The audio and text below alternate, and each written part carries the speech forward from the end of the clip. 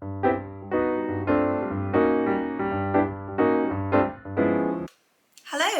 and welcome back to my channel. This is She Says Happiness. My name is Helen, and in my video today, while I enjoy my cup of coffee, I am going to share with you some of the fabrics that I have bought this month. A couple actually have been gifted, and tell you what my plans are for those, or lack of plans, because I think there's one that I've no idea what I'm going to do with as yet. So grab yourself a cup of coffee, or if you're watching this later in the evening, whatever your favourite tipple is, and I'm going to share with you some of my sewing plans. Now, I've actually not got all of the fabrics yet that I have bought this month. I do still have deliveries to come from Fabric Godmother and Missy Mop Fabrics, and also Rainbow Fabrics Kilburn, although I do have a couple of things here from them already. I have some jerseys and some more coating to come from them, but I do have some here that I'll show you and tell you my plans for.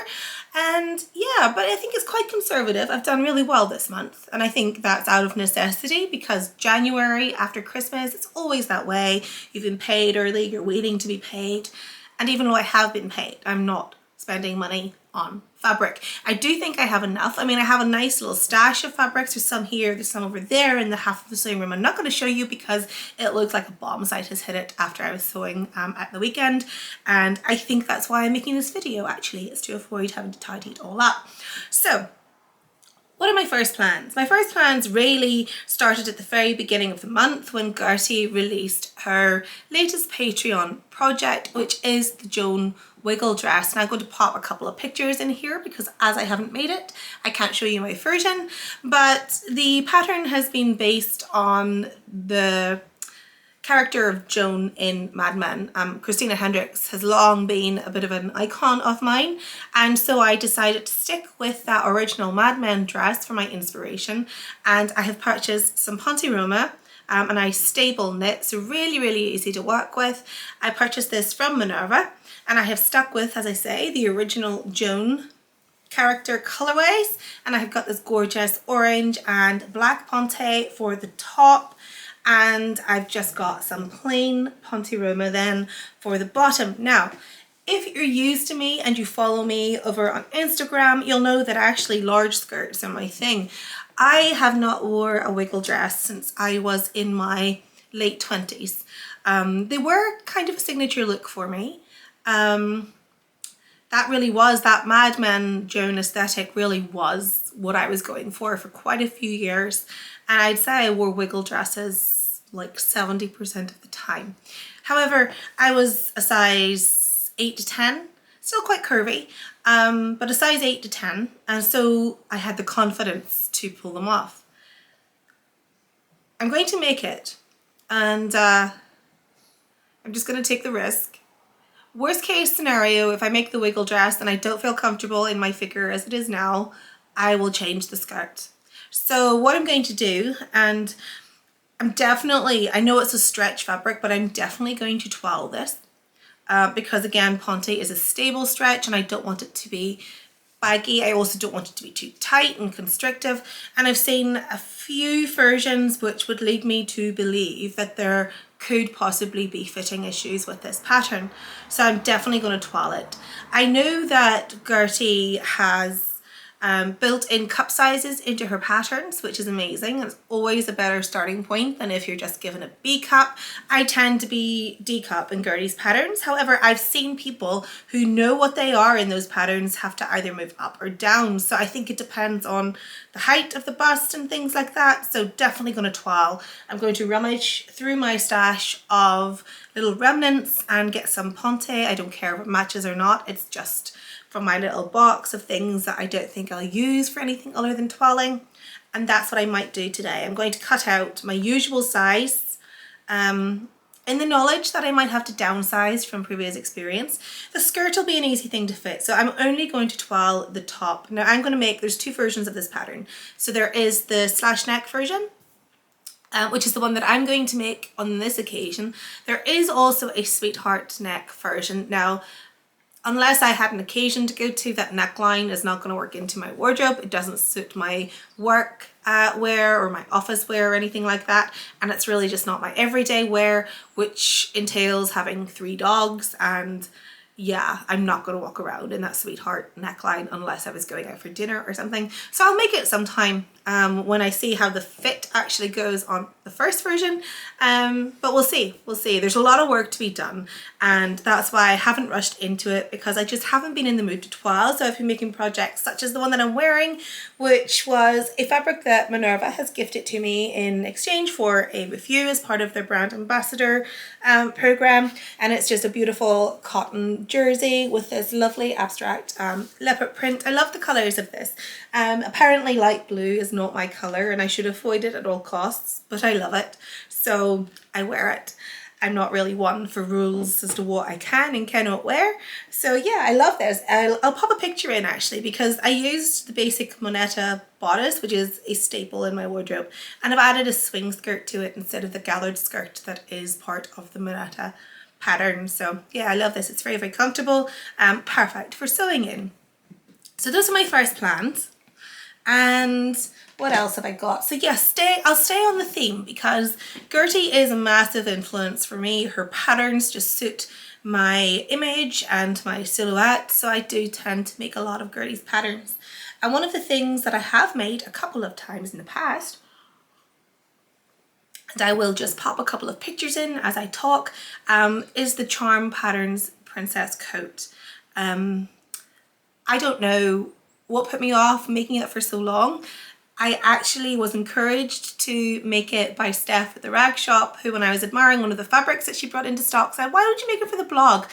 And then I couldn't talk myself out of making the pattern anymore. So Steph kindly gifted me the fabric to make it, and if you go over to the rag shop and you look for my blog on the princess coat, you'll see my very first manifestation. I'll just pop a picture of it in here. My very first manifestation of that pattern.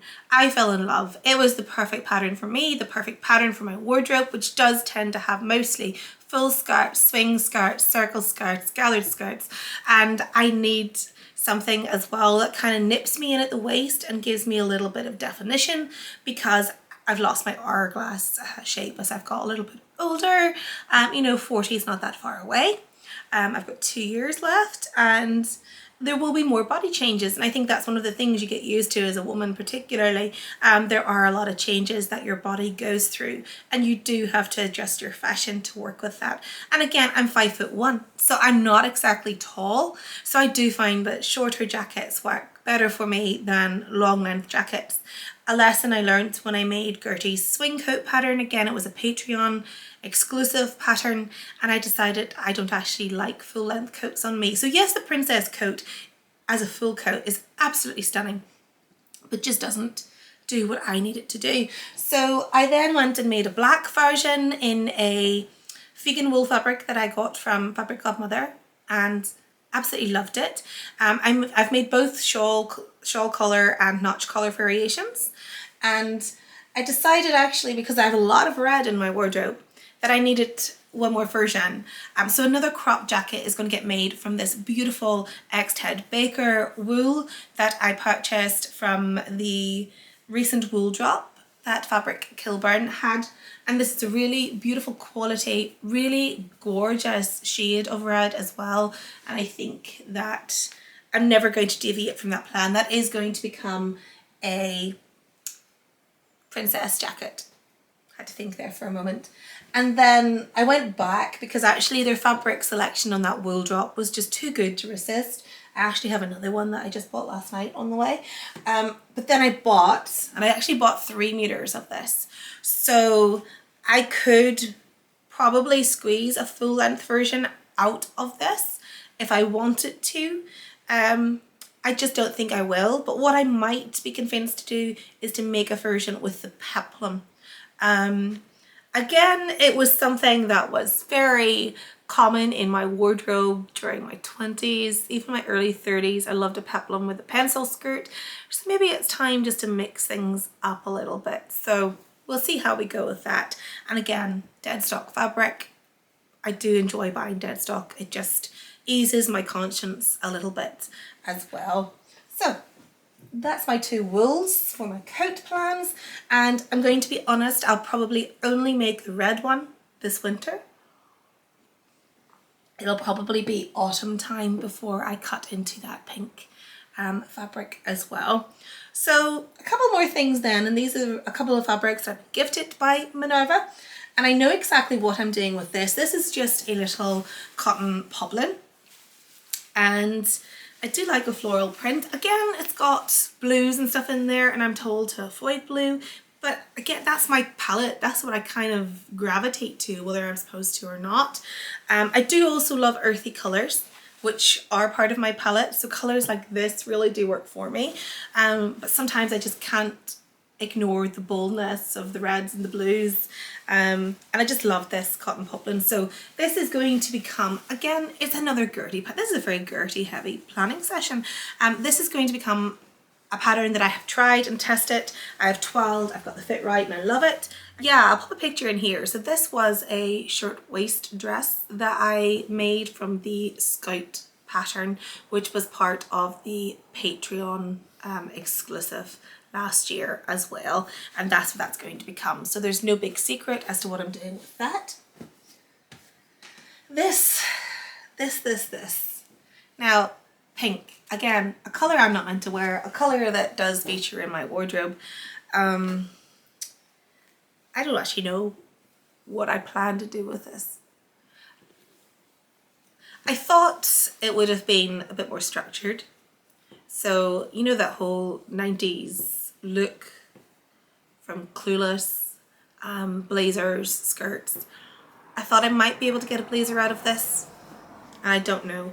What I might be able to get out of it actually is a Pona jacket, and that's been on my to-do list for quite a while, and it doesn't need to have a very structured fabric, because I have been planning to make the Pona jacket in tencel. I have a lovely blue tencel up there from the rag shop, so maybe I'll try it out in this and see how I go. I just thought this was beautiful and would look really, really nice for a plain black dress as well. So possibly that's the direction I'll go with that. So if you have any suggestions as to what I can make with this, bearing in mind trousers are not my thing at all, please do let me know. I'm very, very happy to take suggestions. So that's that. That's those. Those have been pre-washed. They're ready to go, which is great. Now, a few other things that I've bought. This is one of my favorites. Again, there seems to be a theme here. I'm going for pastel colors, and just like the dress that I am wearing at the moment, I've gone for this soft baby blue. So this is a fabric that I got from Felicity, and I'm just going to hold it up there so you can see the print. There you are, and the pointelle. So 100% cotton. I think it's about 185 in weight. So I am going to be making from this a lovely spring cardigan for my wardrobe, and that will be the Jennifer Lauren Handmade Juniper cardigan, a cardigan I've made over and over and over again. So yeah, I know what I'm doing with that as well. And what else do I have here? So I have a couple more. I also have some patterns that I got in the Butterick 50% off sale. I'm wondering if any of these would suit that pink, but I'm not sure they would. So I'll just show you what I did get quickly. So I got the B6590, a Butterick pattern. I have been planning to buy this for quite a while. So I just love that opening at the neck. I think that's quite attractive, but not too sultry.